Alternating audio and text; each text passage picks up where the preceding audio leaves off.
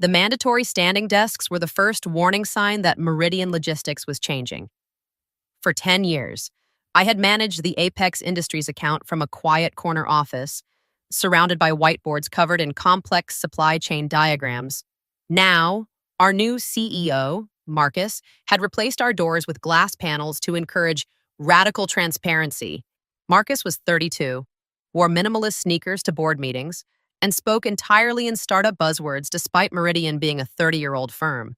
He didn't care about the intricacies of cold chain transport.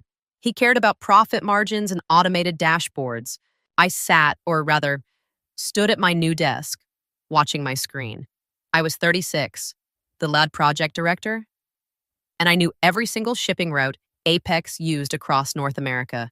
I had built their custom tracking software from scratch. But this morning, a calendar invite for the Q3 strategy review vanished from my schedule. A minute later, my VP, Julian, walked past my glass wall, refusing to make eye contact. Julian was a classic opportunist. When the old CEO retired, Julian immediately abandoned his tailored suits for quarter-zip sweaters to match Marcus's vibe. He wanted a seat at the new executive table, and my high-maintenance, highly customized Apex project was standing in the way of their new automated vision. I didn't march into Julian's office to demand answers. I didn't cry in the restroom or draft an angry email. Instead, I quietly opened my personal cloud drive. I began moving my personal contacts, my performance reviews, and my private industry notes. I knew exactly what a disappearing calendar invite meant. They were preparing to box me out. I just needed to make sure my own boxes were packed first. 3 days later, Julian finally called me into his office. He offered me a bottle of alkaline water, smiling a little too widely. "Olivia, we're pivoting," Julian announced, leaning back in his ergonomic chair. "Marcus wants to migrate all legacy accounts to the new Zenith platform. It's fully automated. We need you to start transitioning the Apex account over to a junior team by the end of the month." I looked at him, my expression blank. The Zenith platform was a generic, off-the-shelf software. It was sleek, but it couldn't handle the highly sensitive temperature variations required by Apex's pharmaceutical shipments. If they put Apex on Zenith, the data bridge would inevitably snap. Apex requires custom API endpoints for their cold chain logistics. "Julian," I replied evenly, "Zenith doesn't support those protocols." Julian sighed, an exaggerated sound of exhaustion. "This is the problem with legacy thinkers. Olivia, you overcomplicate things to protect your turf. Zenith has an AI-driven mapping tool. It will be fine. Just hand over the administration keys to the new team. Marcus wants this streamlined." I could have fought him. I could have pulled out the technical manuals and proven him wrong. But looking at his smug expression, I realized they didn't want my expertise. They wanted my compliance. They wanted to cut my salary off the payroll to boost their quarterly numbers. Understood. I nodded. I didn't offer a single word of warning. "I'll prepare the handover documents." I walked back to my desk and drafted the transition plan exactly as he requested. I didn't hide anything, but I didn't include the custom patches I had built on my own time either. If they wanted the standard package, they would get exactly that. My phone vibrated with a message from David, the supply chain director at Apex. He wanted our monthly check-in. The timing was perfect. I met David at a quiet cafe near the industrial park, far from Marcus's glass-paneled office. David was a pragmatic man who valued results over presentations. He had trusted me with Apex's logistics for 7 years. He stirred his coffee, looking at me carefully. "Meridian sent us a corporate newsletter about a massive tech upgrade. Something about the Zenith platform. Are you managing this transition?" "Olivia." I took a slow sip of my tea. I didn't badmouth Marcus or Julian. Professionalism was my strongest currency. Meridian is shifting its business model toward automated, off-the-shelf solutions. I stated clearly, "I am currently being transitioned off your account. A junior team will take over your dashboard next week." David stopped stirring, his brow furrowed. "We just signed a new compliance directive with the FDA. If our temperature data drops for even 5 minutes, we lose millions in spoiled inventory. Zenith isn't certified for our custom endpoints." I explicitly put a clause in our vendor agreement that any platform changes required a 3-month testing phase with our engineering team. I am aware of the clause, I replied calmly. However, the new leadership team prefers to move fast. David pulled out his phone, his face hardening. If they push an unverified system update and crash our tracking, we will terminate the contract immediately. Who is going to rebuild our network if they do? I am in the process of registering my own independent consulting firm, I answered smoothly, handing him a simple, understated business card with my personal number. If you ever find yourself needing a custom architect, you know where to find me. David looked at the card, then up at me. A faint smile touched his lips. I'll keep this close. We finished our coffee in comfortable silence. The pieces were in place. By Monday, my desk was almost entirely bare. I had taken home my favorite mug, my framed photos, and the ergonomic mouse I bought myself. To anyone else, it just looked like I was embracing Marcus's new clean desk policy. Julian approached me before lunch, flanked by a nervous-looking 24-year-old named Kyle.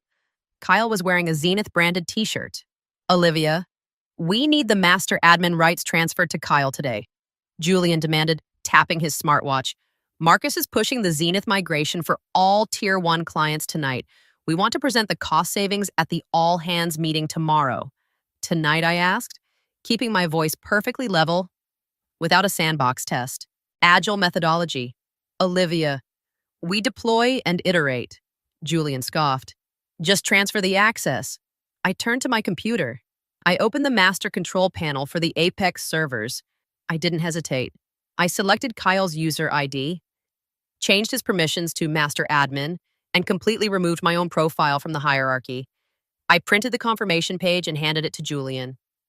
You have full control, I stated. I no longer have any read or write access to the Apex and infrastructure. Julian snatched the paper, looking victorious. He patted Kyle on the back. See, that wasn't so hard. Time to modernize. Olivia. They walked away, already discussing where to celebrate their successful optimization. I sat back in my chair and watched the server status light on my secondary monitor. It was green now, but I knew that at midnight, when Zenith attempted to pull Apex's cold chain data without the correct custom handshake, that light was going to change. I shut down my computer and went home to get a good night's sleep. The company auditorium was packed. Electronic dance music thumped softly from the speakers, another one of Marcus's attempts to make a legit— Hello, dear viewers of Her Fear. We received the notice that YouTube had disabled monetization for our channel. Since then, we have no longer had any income from YouTube. While producing each video still requires a great deal of work and expenses, such as script writing, editing, publishing content, and maintaining our team. However, to continue keeping this channel alive, we truly need your support. You can support us through the Ko-fi link placed in the video description, pinned comment, and community tab. Any support, no matter how small, means so much to us. Thank you sincerely to everyone who has continued to stay with and support Her Fear. Logistics firm feel like a Silicon Valley startup. I sat in the third row, my laptop resting quietly on my knees. Marcus bounded onto the stage, holding a wireless microphone. A massive projection behind him displayed a graph pointing steeply upward. Julian sat in the front row, grinning like he had won the lottery. Meridian is no longer a dinosaur, Marcus echoed through the room. Last night, we successfully migrated our biggest client, Apex, to the Zenith platform. We cut server costs by 40% in a single evening. A few people clapped. I remained perfectly still. Marcus paced the stage, his eyes scanning the crowd until they landed on me. He paused. He wanted to make an example. Change is difficult for some, he announced, his tone dripping with condescension. Some people build little kingdoms and think the company can't survive without their outdated methods. But nobody is bigger than the future. He walked to the edge of the stage and staring directly at me. You need to know your place. Marcus sneered into the microphone. You are support staff. We are the visionaries. In the front row, Julian let out a loud, mocking laugh. Several other heads turned my way. I didn't flush. I didn't glare. I simply reached forward and closed my laptop.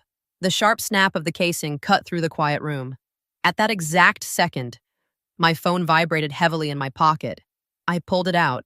The caller ID flashed brightly David, Apex Supply Chain. I stood up from my ergonomic chair. The entire auditorium, packed with nearly 200 employees, was completely silent. Marcus gripped his wireless microphone tightly, his smug expression faltering just a fraction as my phone continued to vibrate loudly in my hand. I didn't rush to silence it. I simply answered the call right there in the third row aisle. Olivia. David's voice barked through the receiver.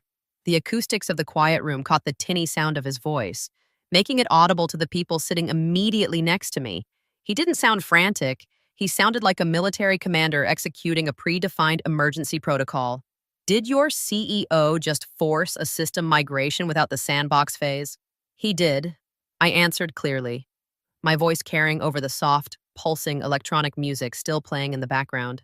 Our entire cold chain dashboard flatlined 10 minutes ago? David stated, the ice in his tone cutting through the line. Zenith's API rejected the handshake protocol for our custom temperature sensors. 500 trucks carrying highly sensitive pharmaceutical inventory are currently blind in transit. That is a direct violation of our FDA data retention requirements. I kept my eyes locked on Marcus, who was now taking a slow step toward the edge of the stage. His brow furrowed in confusion. They breached the testing clause. David continued relentlessly. I have already notified my legal department. We are invoking the immediate termination penalty for critical vendor failure. Tell your CEO to check his screens. Understood. David, I'll speak with you shortly. I hung up the phone and slipped it calmly back into the pocket of my blazer. I looked up. Marcus was staring at me from the stage, his chest rising and falling quickly. The arrogant disruptor was slipping, replaced by a sudden, creeping paranoia. Your project is gone. Now, I stated, keeping my tone strictly informational. What are you talking about? Marcus demanded, dropping the visionary persona entirely. His voice cracked slightly over the speakers. He looked down at Julian in the front row. Check the Apex dashboard. Julian scrambled to unlock his tablet, his fingers clumsily swiping at the screen. Within seconds, the massive projector behind Marcus, previously showing an upward trending financial graph, flickered abruptly. Someone in the tech booth had panicked and switched the main feed to the live server status monitor. A collective gasp rippled through the auditorium. A massive, flashing red error code dominated the 10-foot screen. Critical error 503. Connection refused. Data corrupt. Client disconnected. The cost savings Marcus had been bragging about had just triggered a catastrophic breach of contract with our multi-million-dollar anchor account. I didn't wait for Marcus to speak again. I turned my back to the stage and began walking up the long aisle toward the exit. The only sound in the cavernous room was the steady, rhythmic click of my heels against the polished concrete floor. The heavy double doors of the auditorium swung shut behind me, muting the sudden explosion of panicked murmurs from the crowd. The quiet of the empty hallway lasted exactly 5 seconds before it was shattered by the sound of sprinting footsteps. Olivia, wait. I stopped and turned. Julian came skidding around the corner, completely out of breath. The expensive quarter-zip sweater he was so proud of was sticking to his chest with sweat. Marcus was right behind him, his minimalist sneakers squeaking harshly against the floor tiles. The CEO looked physically ill. The color had completely drained from his face. You have to fix this right now, Julian yelled, waving his tablet frantically. The API is completely rejecting Zenith's framework. Apex is threatening a massive lawsuit for risking their FDA compliance. Their lawyers are already calling our general counsel. I stood perfectly still, letting them exhaust their panicked energy. I don't have to fix anything. Julian, I replied, my voice completely flat. I am support staff. Remember, and as of yesterday afternoon, I don't even have administrative access to the server framework. Log in right now and roll back the servers to the legacy system, Marcus ordered, pointing a trembling finger at me. He was trying to project authority, but his voice was shaking. Do it before the board of directors gets the alert. I crossed my arms loosely. I can't. Julian ordered me to transfer master control to Kyle and permanently delete my profile from the Active Directory. You have the keys. Marcus, You wanted to move fast and break things? Consider them broken. Kyle doesn't know how the custom routing patches work. He's just a junior developer. Julian practically shrieked, his composure entirely shattered. You built the architecture. You know how to bypass the firewall? Yes, I do, I answered softly. And you told me those patches were legacy trash. I specifically reminded you about the custom API endpoints. And you chose to bypass the client's mandatory 90-day testing phase to save a fraction on monthly server costs. You breached a legally binding service level agreement. Not me. Marcus took a step forward, desperate. Olivia, please, this is a $30 million account. If we lose this, the company's valuation drops by half. I will make you VP of operations right here, right now. I'll double your salary. Just get them back online. My phone chimed sharply in my pocket. I pulled it out and glanced at the screen. It was an automated high-priority message from Meridian's legal department. Auto-forwarded to all department heads. The subject line was stark and clear. Notice of immediate contract termination. Apex Industries. I held the screen up just enough for Marcus to read the bold text. You can't make me VP. Marcus, I said, slipping the phone away. Because Meridian doesn't have an Apex account anymore. The bridge is officially burned, and there is no rolling back. Marcus stared at my phone, reading the reflection of the email in my eyes. He realized the magnitude of what he had done. His bonus, his reputation, and his job were tied to the Apex account. Olivia, please. Marcus shifted instantly from commanding to begging. If you call David, he'll listen to you. Tell him it was a glitch. I'll make you VP of operations right here, right now. Just get them back online. I looked at him. There was a time when I would have worked 80 hours a week to save this company from a crisis, but they had cured me of my loyalty. I don't want to be VP. Marcus, I said smoothly, I'm going to pack my desk. I walked past them to my cubicle. There wasn't much left to pack, just a notebook and my favorite pen. Julian followed me, desperate to control the narrative. I'm going to tell the board you sabotaged the migration. You purposely left out the custom code. I didn't bother arguing. I simply opened my laptop one last time, hit print, and handed him a sheet of paper. It was the email chain from Tuesday. Julian explicitly ordering me to hand over the standard package, ignoring my mention of the custom endpoints, and confirming my complete removal from the project. Attach that to your board report. I suggested. I closed the laptop, placed it neatly on the desk, and picked up my notebook. Julian stared at the paper, his mouth opening and closing silently. He knew he had just signed his own professional death warrant. I walked toward the elevators, leaving them both standing in the wreckage of their own making. The elevator ride down to the ground floor was the quietest 30 seconds I had experienced in 10 years. I didn't feel angry. I didn't feel vindicated. I just felt incredibly light. The heavy burden of carrying incompetent leadership had finally been lifted from my shoulders. I walked out through the revolving glass doors and stepped into the crisp afternoon air.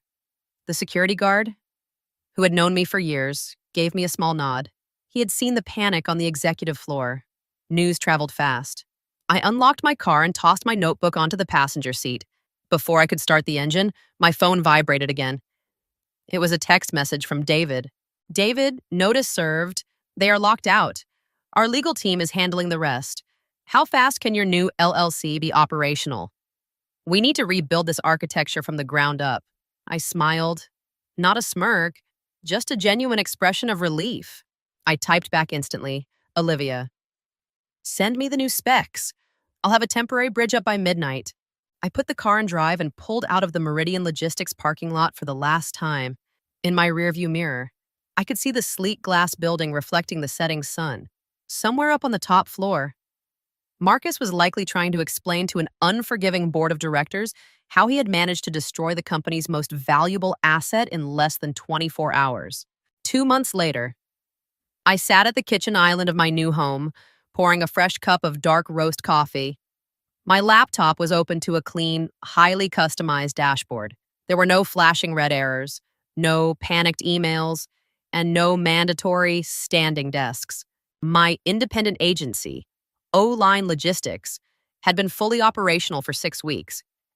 Apex Industries was my first official anchor client.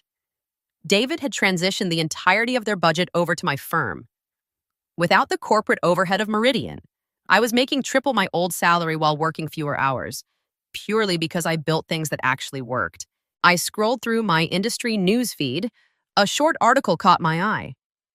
Meridian Logistics had suffered a major stock drop following the loss of key accounts. Deep in the third paragraph, a single sentence confirmed what I already knew. The company has mutually agreed to part ways with CEO Marcus, citing a shift in strategic direction. Julian, I had heard through the grapevine, was demoted to a regional sales role. I took a sip of my coffee. It tasted rich and perfect. I didn't revel in their failure. I simply didn't care about it anymore. I closed the news tab and opened the latest architectural blueprint for Apex. The screen glowed softly in the quiet room. I finally knew my place, and I was exactly where I belonged. You don't always need to fight loudly or argue to prove your value. Sometimes, the strongest response to disrespect is simply stepping aside and letting people experience the full weight of their own decisions. When a workplace decides your expertise is no longer needed, you don't have to stay and fix the holes they punch in their own ship. You just need to quietly build your own lifeboat and leave. True professional peace isn't about winning a screaming match with a bad boss. It's about knowing exactly what you bring to the table and being entirely willing to take it elsewhere when it's no longer respected. Don't set yourself on fire just to keep a toxic company warm. Walk away and let them deal with the cold. Hello, dear viewers of Her Fear. We received the notice that YouTube had disabled monetization for our channel. Since then, we have no longer had any income from YouTube. While producing each video still requires a great deal of work and expenses such as script writing, editing, publishing content, and maintaining our team. However, to continue keeping this channel alive, we truly need your support. You can support us through the Ko-fi link placed in the video description, pinned comment, and community tab. Any support, no matter how small, means so much to us. Thank you sincerely to everyone who has continued to stay with and support Her Fear.